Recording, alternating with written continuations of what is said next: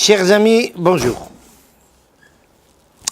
La paracha que nous lisons cette semaine est une des parachiotes les plus importantes, peut-être, de l'histoire juive, parce qu'elle concerne un problème qui n'a pas été résolu depuis notre existence en tant que peuple.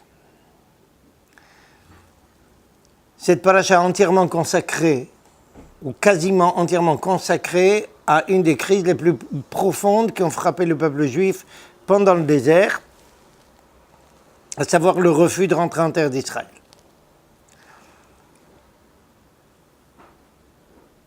Toute l'histoire du désert nous a déjà fait rencontrer plusieurs crises et va nous en faire rencontrer d'autres.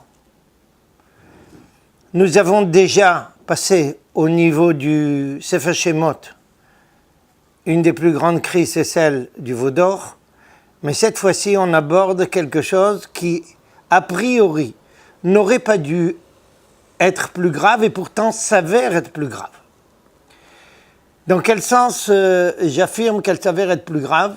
Quand on va regarder de près tous les versets attenant à cette crise-là, on va s'apercevoir que Akadosh Baruch Hu va avoir une réaction concernant cette crise-là de loin plus sévère et plus dure que celle qu'il a eue avec le veau d'or, qui est pourtant une des fautes les plus graves de notre histoire. Essayons de récapituler d'abord tous les faits, tout ce qui concerne cet événement. A priori, quand on lit les premiers versets de la Torah, on entend les phrases suivantes. Dieu parle à Moïse en lui disant « Envoie des hommes pour explorer le pays de Canaan que je destine au peuple d'Israël. » Et Moïse va choisir un représentant de chaque tribu. 12 explorateurs sont envoyés. Et je suppose que tout un chacun qui a parcouru sous une forme ou sous une autre la Torah se rappelle parfaitement qu'à la fin d'un parcours qui va durer 40 jours, ces 12 explorateurs reviennent scindés en deux groupes. 10 personnes d'un côté qui ne font que critiquer ce qu'ils ont vu, et 2 personnes, Caleb et Yoshua, qui disent non, il faut absolument qu'on rentre. Sur la base de quoi? Sur la base du fait suivant. Ces explorateurs arrivent ici et ils rencontrent 2 choses. Une première chose qui est explicitée dans la Torah même, et une seconde que nos Chachamim précisent dans la loi orale. Ce qu'ils rencontrent ici, c'est qu'ils voient ici un peuple, ou plus exactement 7 peuples, extrêmement puissants, extrêmement forts, extrêmement bien établis dans la terre. Et ils prennent conscience très très vite que ce n'est pas des gens qu'on peut déplacer facilement. Même les fruits qu'ils vont ramener pour les présenter au peuple juif sont des fruits de grande qualité, mais très grands. Il y a ici une prospérité incroyable, mais qui est présentée par ces 10 explorateurs comme quelque chose qui est effrayant. Parce que les habitants s'avèrent être puissants et bien installés, les fruits grands, ça fait peur. Et ils vont avoir une déclaration qui va nous rappeler certains faits pour les gens qui sont francophones. Ils vont dire, quand on est arrivé là-bas, on a vu des géants. On s'est senti comme des fourmis à côté d'eux. Je pense que toute personne qui a un peu de culture française, tout de suite pense à Montaigne, à Gargantua. Allez-y savoir, même si ça n'a pas été pris de Parashat Shelach Lecha pour rédiger sous cette forme-là. Ces 10 explorateurs viennent déclarer au peuple juif, on était là-bas, mais on s'est trouvé comme des personnes de toute petite envergure à côté de tout ce qui se passe là-bas dans ce pays. De par ailleurs, Caleb et Yoshua, le chef de la tribu de Juda, Ken, et un des chefs de la semi-tribu de Joseph, Yoshua, vont parler un tout autre langage évidemment, un langage de personnages croyants, ils font rentrer. Mais il y a plusieurs points qui vont nous permettre de comprendre ce qui s'est passé en fait là-dedans. La première chose, c'est que le premier verset de la Torah est a priori incompréhensible. Pourquoi? Parce qu'il y a écrit que c'est Dieu qui demande à Moïse d'envoyer des explorateurs pour voir un petit peu quel est le pays avant d'y rentrer. Or, lorsque nous relisons le compte-rendu que donne Moïse de cet événement dans Sefer Dvarim, que nous lirons dans quelques semaines, il s'avère que la présentation de Moïse est complètement différente.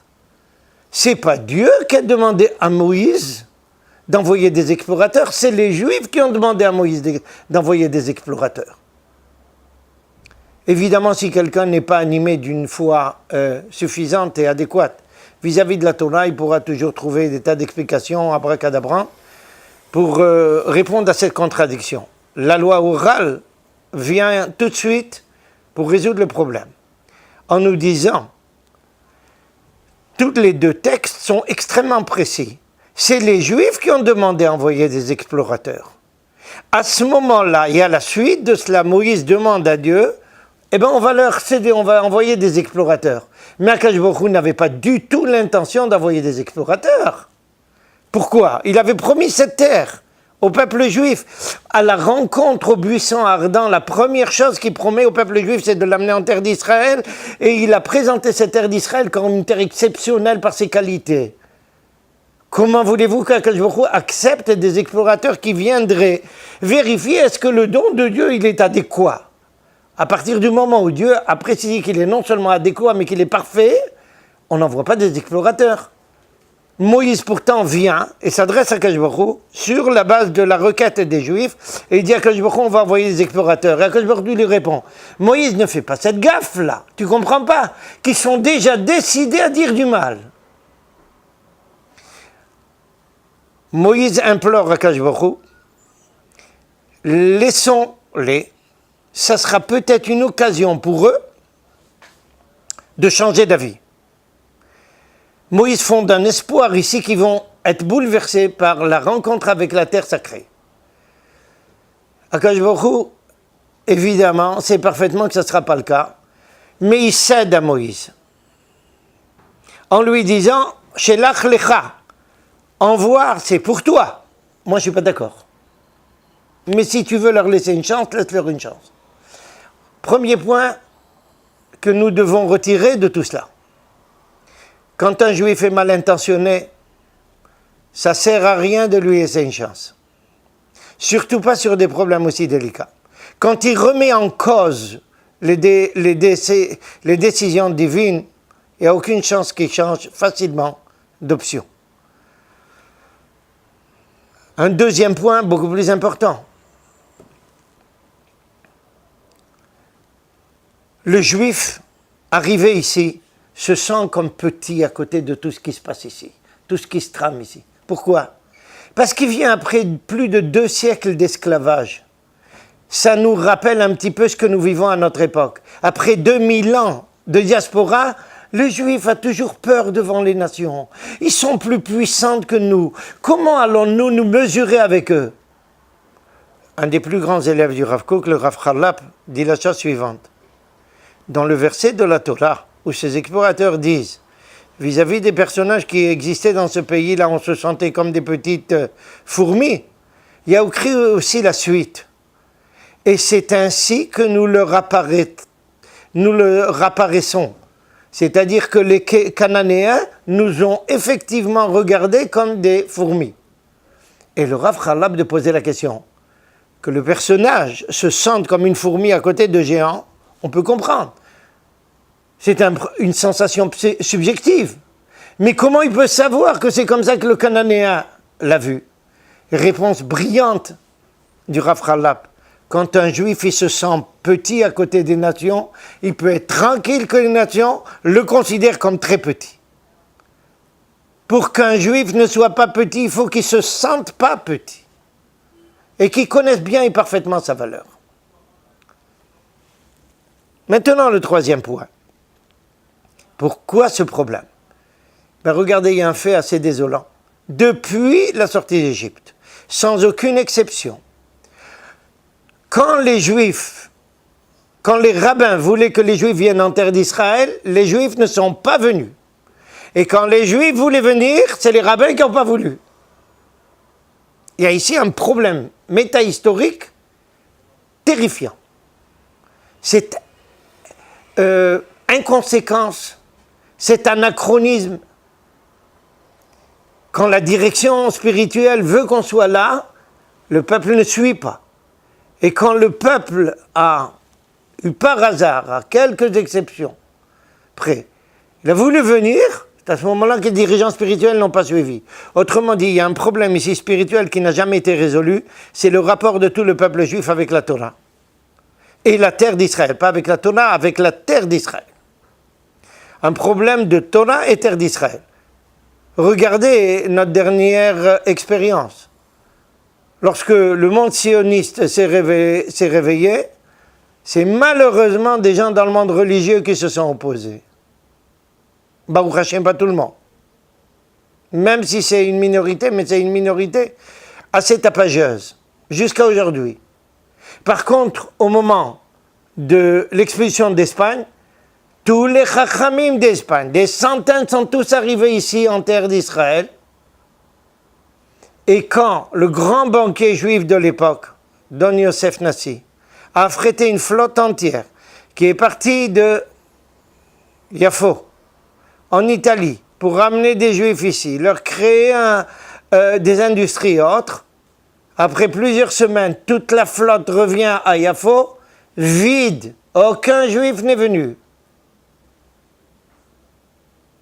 Il s'est passé la même phénoménologie à la sortie d'Égypte. Quand Moïse dit à tout le peuple, il faut rentrer en terre d'Israël, il dit non, on veut d'abord vérifier. Et pourquoi? Parce qu'effectivement, le juif trop souvent aime trop sa diaspora. Et pourquoi il aime trop sa diaspora? Parce qu'il sait qu'en arrivant en terre d'Israël, il va devoir se mesurer à des problèmes d'envergure. En diaspora, il essaye de se maintenir tant que bien, il a un gagne-pain par-ci par-là, une tranquillité. Il arrive ici en terre d'Israël, il faut s'enrôler déjà dans Tsahal, dans l'armée, aller à la guerre. Il faut travailler dur pour construire le pays. Il faut travailler dur pour reconstituer une entité nationale, alors que des Juifs viennent de tous les pays du monde. On affronte des problèmes gigantesques qui n'existent quasiment pas en diaspora. Dans son subconscient, le Juif a trop souvent préféré la diaspora, où il a moins d'occasion d'être obligé de se mesurer à des problèmes d'envergure. Même sur le plan spirituel, quand on est en diaspora, on peut étudier dans un kollel, dans un petit coin, tranquillement. Ici, même quand on est dans un kollel, dans une yeshiva, on va en milouim. Et on ne peut pas se permettre d'échapper à ses obligations vis-à-vis de tout l'État. Cette explication n'est pas de moi. Elle est du plus grand kabbaliste de l'histoire juive, le Hari. Les Juifs disaient, on est dans le désert, on a à manger sa tombe du ciel, on a un maître de kollel, un chef, un grand rabbin comme Moïse, on ne peut pas trouver mieux. Pas de guerre, pas d'agriculture, on n'a besoin de rien. L'eau, elle vient grâce au miracle de Myriam, j'en passais des meilleurs. Autrement dit, pourquoi rentrer en terre d'Israël où il va falloir se battre dans tous les domaines? Se mesurer à des problèmes gigantesques, et maintenant au Moyen-Orient, ça n'a pas beaucoup changé.